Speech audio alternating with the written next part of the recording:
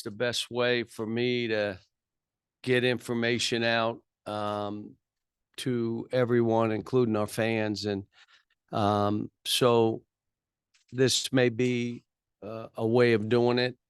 You know, we have things coming up that I want to get out, and I want it out everywhere. And so it can't just be us putting it out or me putting it out. I'll go through a couple things going on, and then I'll answer all your questions. We have this women's clinic coming up Sunday, the 5th.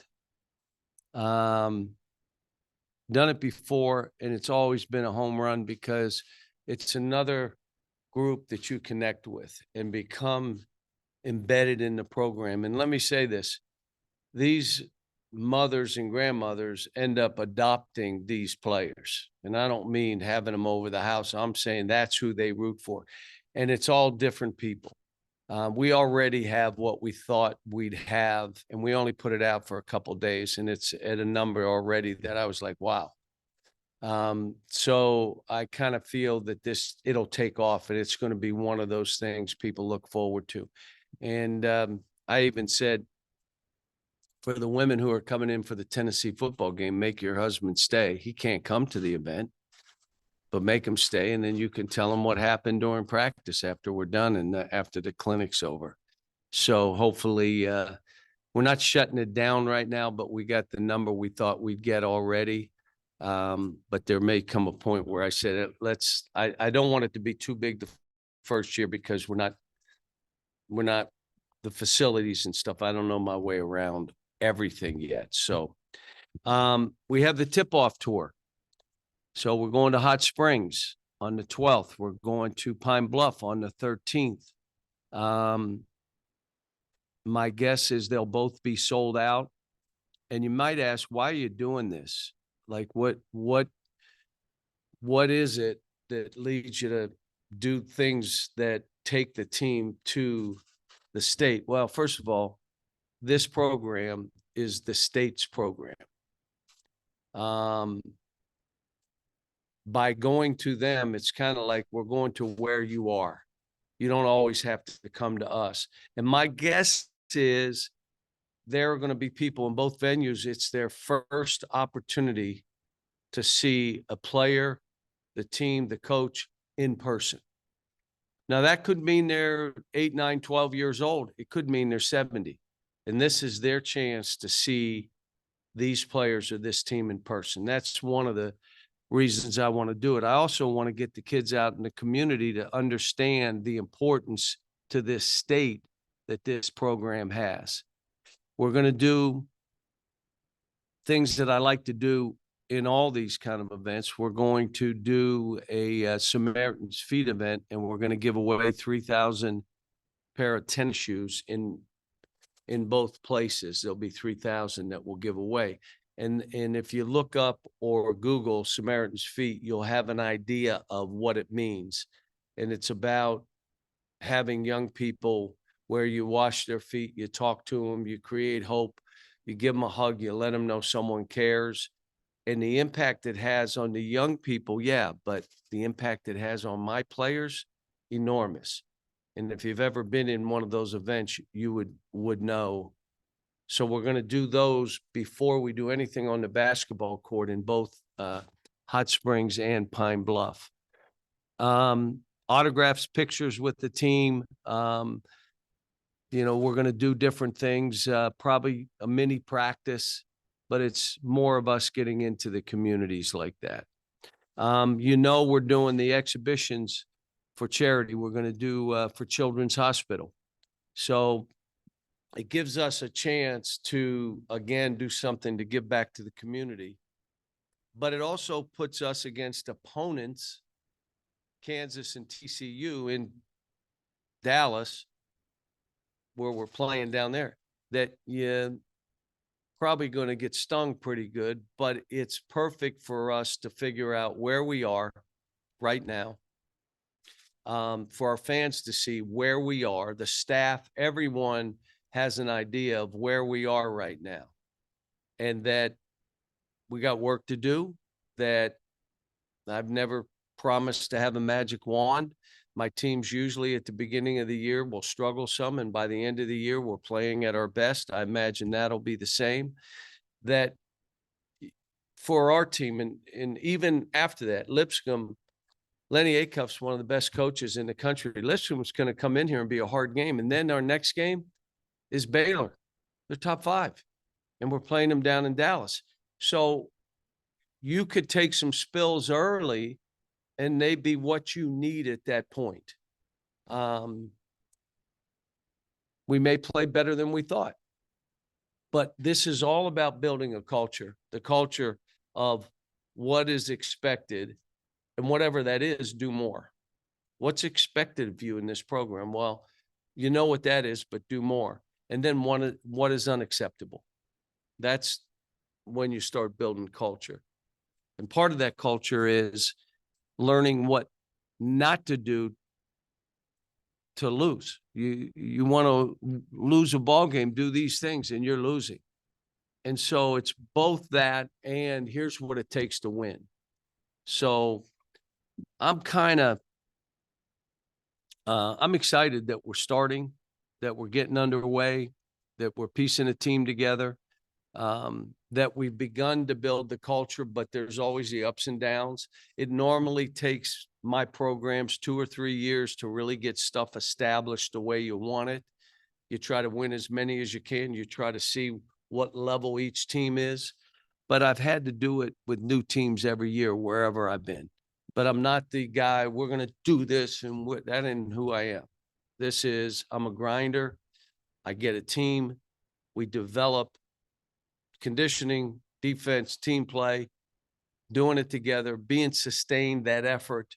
And that's what I'm looking forward to doing with this group. Got a great group. They're listening. They're responsive. If anybody's been in our practice, they would say, wow, they really listen. So then you come back to your staff and say, they're listening. I hope we're telling them the right things, because they are listening. So it's been a good group so far. Questions? Yeah, I remember when we talked, I guess it was the end of July, you talked about stress and individual work at that point. What I assume now will be more teamwork. Kind of what are the big points you're going to hit here early? Well, even when they came back, I shifted some to team 5-man, how we're going to play together, both offensively and defensively. The summer was total development of players, and we really didn't do much of that team stuff. So now, first of all, when you talk defense, you're not only individually, you're talking team. And then team play is, how do we make each other better? Some of that is, how do we play for this team to be at its best? We're going to play fast. We're going to be unselfish. But how do you get into playing fast? Who takes it out of bounds with this group? I've done different things. I've had the 5 take it out. I've had the 4 take it out. I've had the 3 take it out, different places because of those teams. We're still working that through. And the answer will probably be given to us by the players. They'll do things that will say, this is the best way for this team to play. But you're right. And, you say, you don't have the team stuff locked down yet, and you're going to play Kansas. Yeah. You're going to get hit in the mouth, but you're hoping they swing. You're hoping they, will learn from that experience. Want to win every game I coach. But when you're building and you're doing this, you got to throw them into the fire and see where they are right now. And then we'll all know, here's where we are as we start this process. Question about Kenny Payne too, if that's okay. Got talking the other day, really enjoyed it.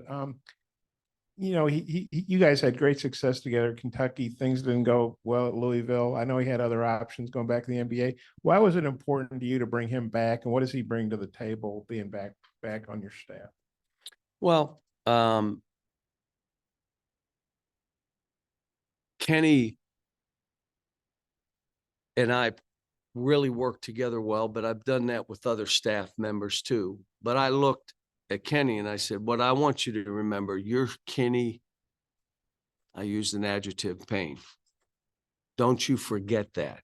And I want you to come here and be that same guy. I want you to be who you are. I want you to challenge the kids. I want you to be involved in what we're doing, talking to me offensively and defensively. And it gives me an experienced guy that I already know how we work together. So when you ask what was the importance, if I had to walk in with a whole new staff, you ready? A whole new team.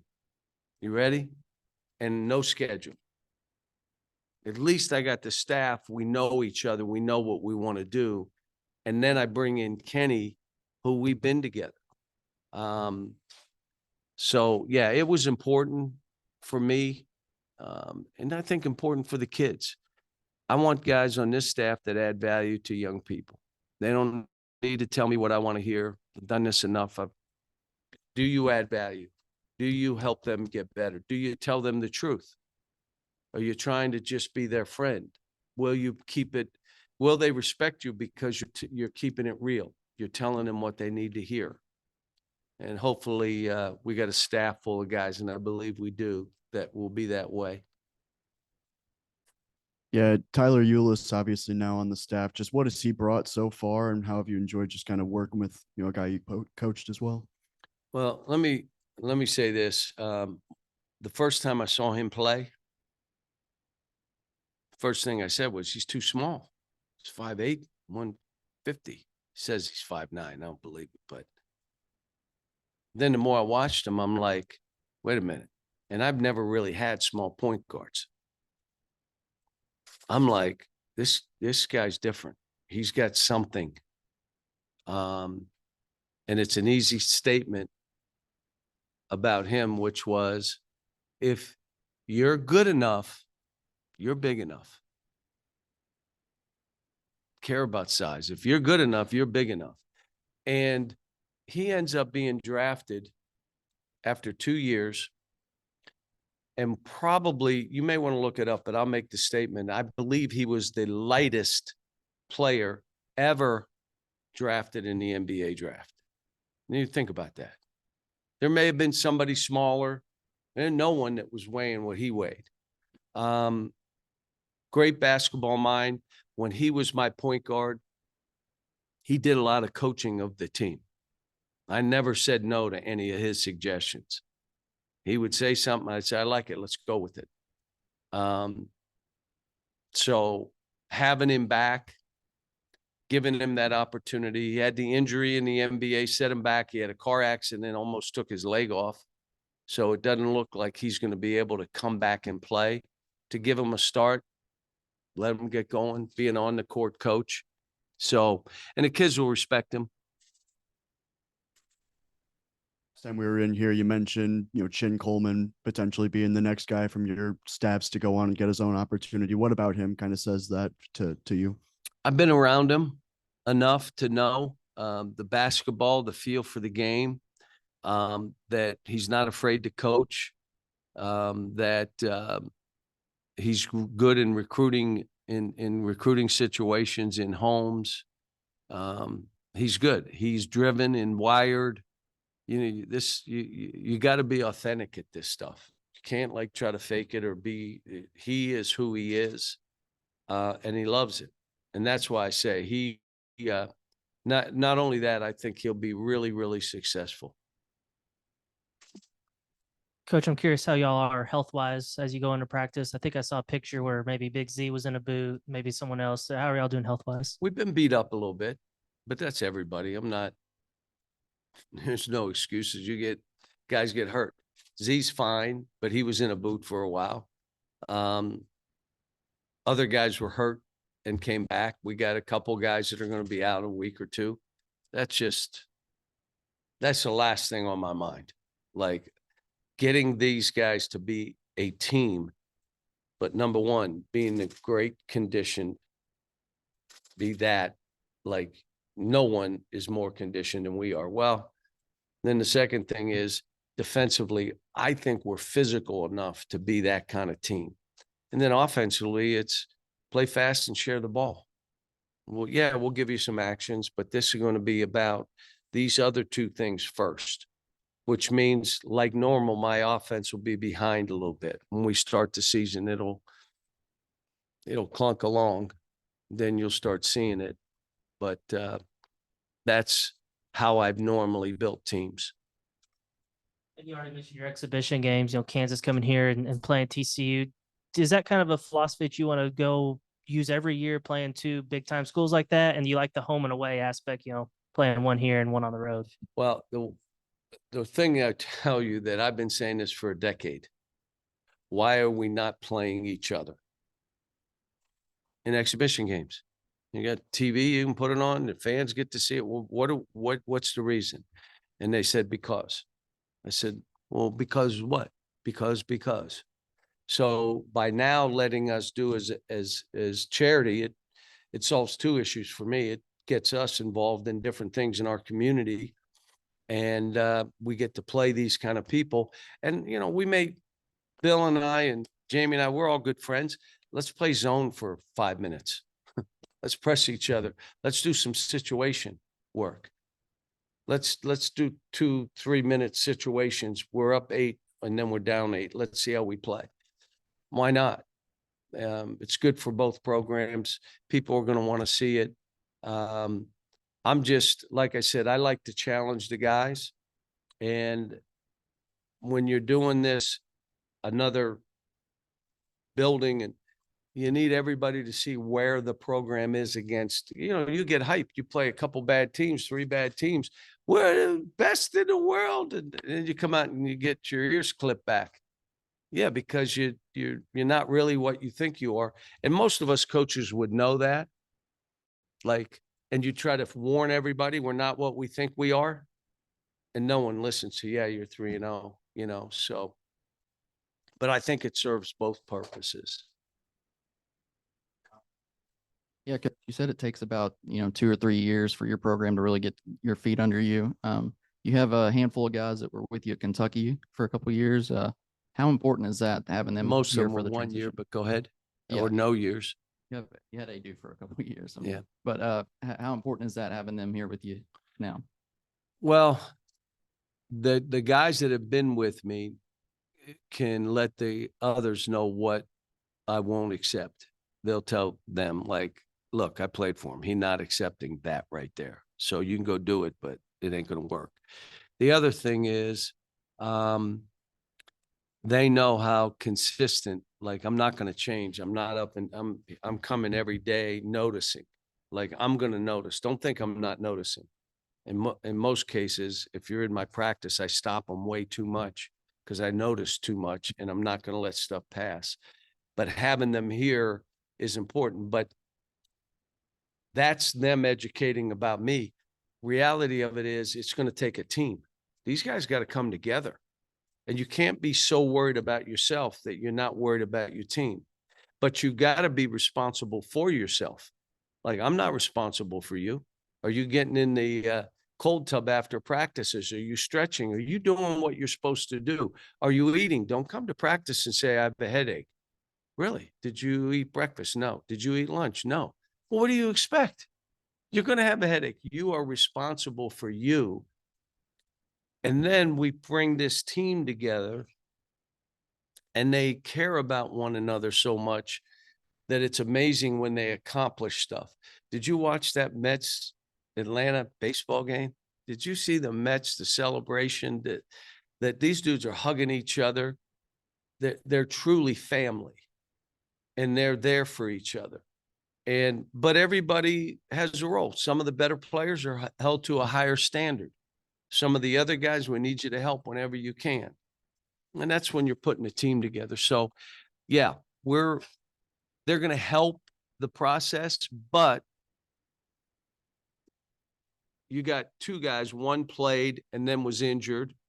Adu played for first year, didn't play that much, but last year, and then he got injured, and Z didn't play till the last 10 games. So, to say they'll know me, yes. To say that they know each other yet, they're still learning. DJ Wagner is one of those guys. Just kind of what have you seen from him now that he's made that transition over with you, and what do you kind of want to see from him this year after kind of struggling last year with all the expectations he came to Kentucky with? Well, here's what was funny. Before he got hurt, I believe he was freshman of the week 3 times. Like, well, he just struggled. No, he was playing great.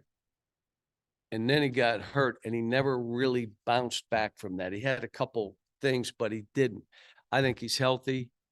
I think he's more athletic than he was. The kid lives in the gym. He knows how to read his body now. When I need to step back, when I need to, or when I can be uncomfortable and it's good for me. But I'm expecting a lot from him. I mean, you want his leadership. If you walk in my gym, the voice you hear is his. That's the voice you hear, which means he's into his team. And now I want him to play, do what you do. Fail fast. There's some stuff that you did in high school that you can't do in the SEC. Fail fast, learn, try it. And then you, after the third time, I'm looking, do you understand it doesn't work now? So, but I want him to go be who he is. Unbelievably coachable player. Maybe one of the best I've ever had. If you tell him something, he does it that moment, right then. And then I blow the whistle and say, do you guys understand? I just told him and look what he did. He does it. Well, the rest of you catch up to this. Just know whatever we're doing is trying to help you as a player and help the team. You've had no short of success with freshmen late in rosters, but a little older squad this year in a new era of college basketball. I'm just curious, have you seen any tangible differences, summer workouts with maybe an older team than you normally had? We're approaching it the same way, but you're right. Right now, I knew you have trouble when the kids were playing against the team and the guy's waving to his two kids in the stands. You're saying, this got a little old now. What are we doing here? So to say you're going to do it with 18 and 19-year-olds against 24 and 25-year-olds, you got to make that adjustment. We have 3 freshmen on the team, really 4, but those 3, and we have some older players. Let's see. Now, I want to have a roster of 8 or 9, 10 guys. We all know 10, 11, 12. Will they have an opportunity to play? Yeah, you have injuries. Maybe they play better. Maybe they are better than I even thought. Yeah. But the reality of it is you have a group. If that doesn't work, I'll change that. So, but the whole thing has changed. So we got to look at this and say, all right, it's different. How do we become first at this environment? How are we first? And I'm saying it still comes down to, 1, you want to win at the highest level, but 2, you better develop young people. If you're developing them to run your plays, they never seem to get drafted. Now, you may say, well, it's more important that they run the plays and we try to win than they become pros. Well, if you do this and they're getting better and better and they become pro prospects, your team's got an upside. It's way better. How you play, we're going to play a certain way. I'm telling you, every year I coach, I don't know. I still don't know who I'm going to take it out with right now. How could you? Don't you have a system that says this guy? I got new players every year. So I do want him to be older. Do I want him to be 25? I guess that would be okay. When I had Reed, when Travis, when he came from Stanford. He was older, like the oldest player I coached for a while. We talk politics, we talk stuff. I said, yeah, this is kind of fun. I can talk to somebody that's like a little bit older than 18 and, who's president? I don't know who is president, whatever it is. And so, yeah, I wouldn't mind it, but I'm going to be honest, folks. I go out and recruit and I see these young kids and I see the environments and the opportunities they have. And I ask their why, and it's to take care of families. I'm telling you, I want to help 25 to 30 more families before I'm done. That's what I want to do. Now, my guess is winning will follow that too. It always has. And so it's about development. And what I want from the guys that transferred in, wherever they were on that board, a year with us, they've elevated themselves. Now, does that mean they get drafted? Maybe. Or does that mean they go to Europe and have long careers? Possibly. But they're working toward their dreams too. Then the trick is, how do I get guys that are all driven and wired and are high achievers to do this together? Really sacrifice more than anybody else your team does. They give up something to the team. And that's the challenge of what we do. Just curious, if the season's almost here personally, like has it hit you yet that, this is such a new environment after, all the new roster, new schedule and everything? I mean, is there a level of added excitement maybe for you personally in a new place like this, just a month away?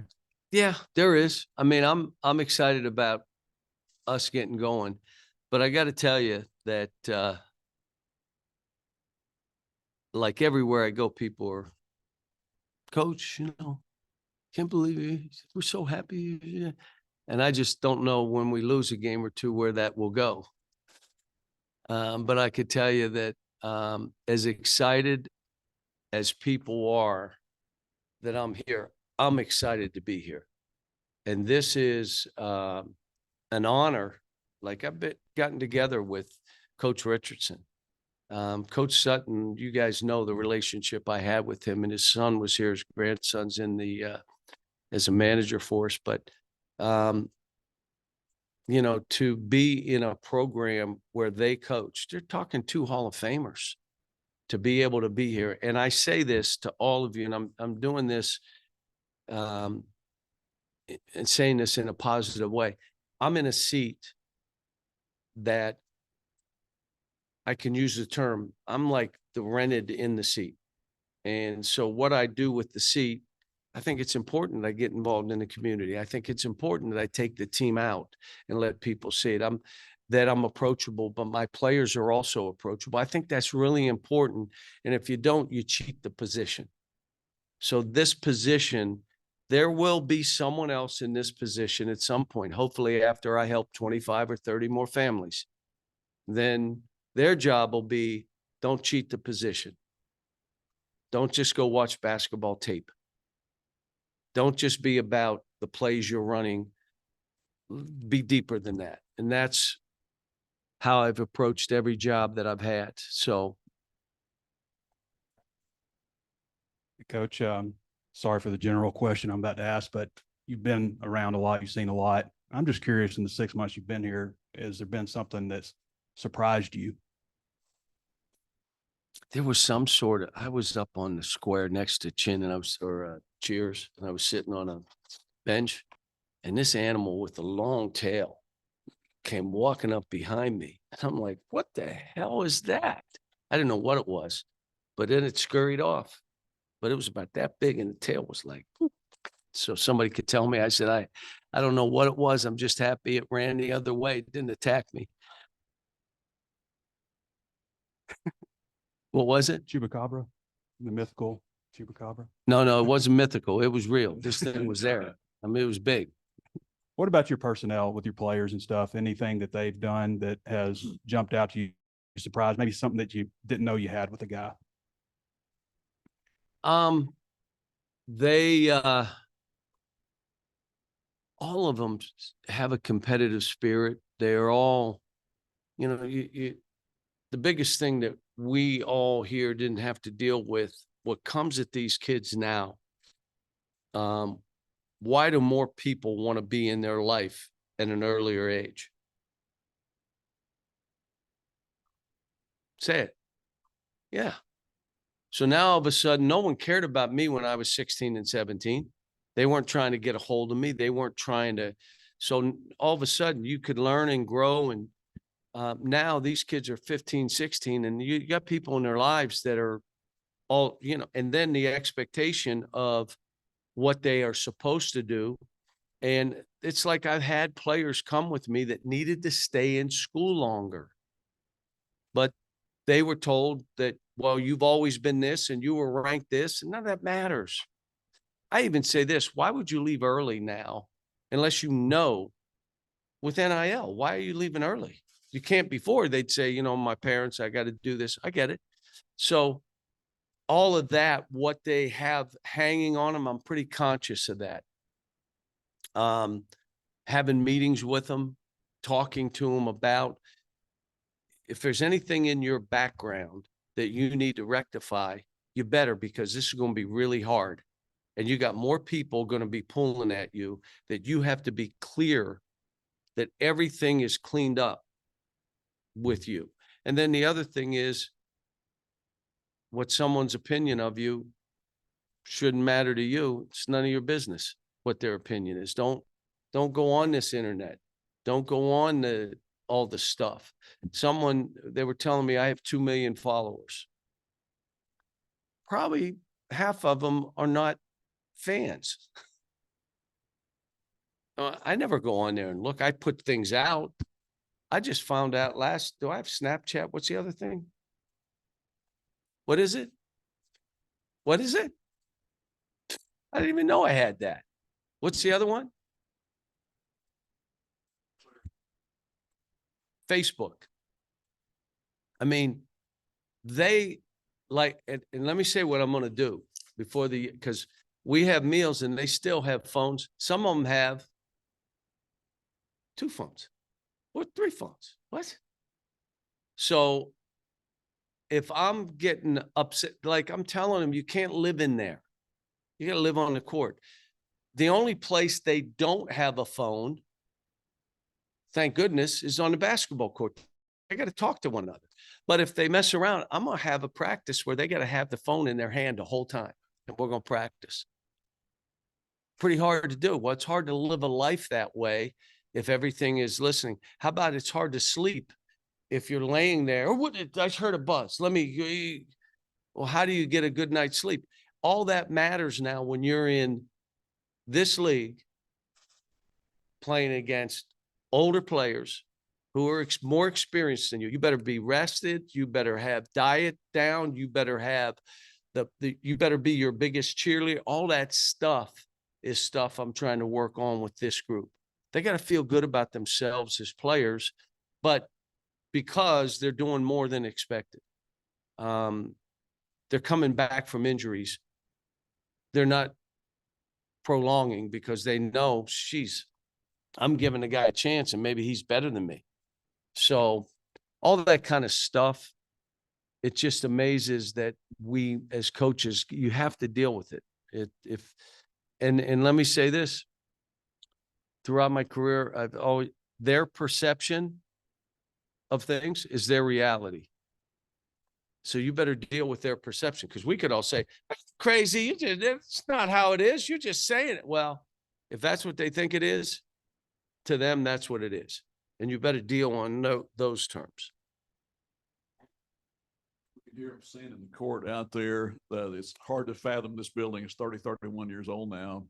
Hunter said the other day, the NIL may be slowing some projects down. What do you think in terms of renovation of this place? You talked to Hunter about that. I've coached in here, and the visitors' locker room is. They're worse though than this in our league. Worse. One has nail things in a board that you hang your stuff on. Here's what I say: when you're coaching, do you ever get to the concourse and go to the bathrooms? Like, all I'm doing is going from my office to walking on that court, seeing 20,000 people going crazy. I'm not in the seats that need to be replaced, so I don't know if they need to be replaced. I'm not on the concourse going and getting a Coke and they need to redo. I leave that all up to Hunter and his group. Whatever needs to be done here should be done, but NIL may slow it down. NIL is going to slow down facilities and different things that programs will want to do. That's why I said here, we have the best facilities for basketball, but have you been to the baseball facilities? Have you been to the softball facilities? Have you been to the football facilities? How about track, which has won 40, 50 national titles? Tennis, I mean, all this golf, the blessings that what they have here Now we can get down to how we're going to make this work with NIL and this building. And I'm telling you, I'm fine with this building. Now, some fans may look at me and say, well, my seat, I got to something. Oh, I get that, you know, but for our team to walk into Bud Won't, I've been here. I've gotten cheered one time. When did I get cheered here? When they threw me out, they cheered. Now, we'll remind you, we still won that game, but so I know what it's like in this building, and it's going to be fun. It doesn't mean you win every game here. Doesn't. It means the fans are as connected to the team as anywhere in the country. And now, again, I'm taking the team out to do some preseason stuff in Hot Springs, in Pine Bluff. And I've been to Hot Springs. I've been there twice. Pretty nice. I like the town. I've not been to Pine Bluff. I'm looking forward to it, though. You want to help, 25, 30 kids before you're done. I'm just wondering- families. I'm just wondering, how'd you come to that number? And if there's any changes in kind of your coaching philosophy through the years? Well, if my team really, really does well, there's probably 6 families on that team that are helped. And if a team, you could be top 10 and lose early, your top 10 team, but you lose early, you might have 3 guys drafted from that team, 2 guys drafted from that team, if we're recruiting the kind and developing the kind of players that we do. So when I tell you 25 to 30, I'm hoping we have a lot of success, because I know that will lead to a lot of players' lives changing. So yeah, winning. And I know people say, he cares more about the kids or getting NBA players than winning. You don't need me to go over what I've been able to do coaching wise, do you? I mean, come on, how do you say that other than you want to create a narrative that he doesn't care about winning? Have you ever watched me coach? Like, I don't care about winning, but not at the expense of the kids. I'm not going to be that guy. Not now. I'm not changing at this point. I don't think I can if I wanted to. It doesn't mean they run the place. They are going to be held to a high standard. My best players are held to the highest standard. If I can't coach them, how am I going to coach the other guys? And the guys know it. If you're one of my better players, I'm coaching you harder than anybody else. I will ask the team every year, who am I being hardest on? Sometimes there's like 6 of them raise their hand. But the one year, Carl Towns raised both hands. And I was being hardest on him, because what he had, that talent he had, he could be, in my mind, should have been the 1 pick, which he ended up being. But it took him a while, and they're not always happy. Derek Rose thought I hated him for a while. Did an interview, said, I thought he hated me. Well, he's my best player. I held him to a high standard. I wasn't accepting. So I'm not changing that part of me. But it becomes us making sure we're playing in a way, we're teaching in a way that is preparing them for the rest of their lives on and off the court. I'm only telling you about things that we're doing to get them involved in community. So it's on and off. Talked about the NBA Community Assist Award. Go look at past winners and figure out how many of them were my players, that hopefully they learned with us how to give back, how to create joy. Because if you're not doing something for somebody else, and it's also as a basketball player. I talked to Jamal Murray about Jokic, and I said, he'd rather pass than score. Yeah. Because then he's happy and the guy he passes to is happy. He said, I get 2 people happy. Now, he's still an MVP with a passer mentality. Think about that. So hopefully we can find that guy here too. What else? Couple, if that's okay. I know you talked about this, and I saw the video. You had Doug Case, the sprints coach, come in, and I think it was Chris Bailey, the Olympic, gold medalist. Is that something you did? Have you done that at Kentucky and other stops, and just kind of what led to that, and how much do you think it helped you I out? have done that at other stops. And what we've done is you see your players running, and they're running like this, and feet are flying, or knees are out, and you're basically, they don't know how to run. Now you say, what do you mean they don't know how to run? Just run fast, move your feet. No, there's a correct way of running. And I've done it at other stops. I've told the coach, come on, man. And then I listen to what he's trying to teach so that as they're running, I know the same thing and I'm teaching the same way. And he did a great job. He came over and did a great job with the guys. As a matter of fact, some of the guys went back over to the track to work with it. So you think about this, again, something small. They learn to run the right way, maybe stride out that much more than you've been striding. That means it's one less step, the length of the court that you're taking, which means you're faster. Because everybody says you can't get faster. Well, you can get faster. Now, it's not going to mean that your just feet are moving faster, but you're striding out. You're learning to explode off your toes and the balls of your feet. You're not landing on your heel, which is a break. You know, I mean, you have to teach all that stuff again when you have young players who are 18 and 19 and have not been coached that way. So yes. I probably also saw the video when you brought Nolan Richardson in to talk. Look like the guys. Did you really guys enjoyed it. hear his talk? How good, there were two things about it. On point, everything. There's no substitute for conditioning. There's no substitute for strength and toughness. And then he said, and either you play to win or you just play to play. Which are you? Then he also said, I like what I'm hearing and all that, but he did it in 5 minutes. Why can't you go 13 minutes? This day and age, they can't stay focused that long. So he did all that he did within 5 minutes. It was unbelievable. So yes, and I want him to be a part of the program. I invited Ted Owens and Larry Brown and Coach Richardson, all of them, to come to this Kansas game and sit in the first row and, you know, the history of the programs and all that. Yeah, I want to bring people in to meet with the kids and have an impact on them. So I'm sorry. He's obviously getting up to their age, like we're all getting older, right? But it seemed like he still has his fastball, so to speak. How impressed were you that, I guess he's in his 80s now, that he could still hold an audience like that, a group of really good players? He and I did something at his golf outing that he does for his daughter, and we sat together and went back and forth. Still really funny, like sharp.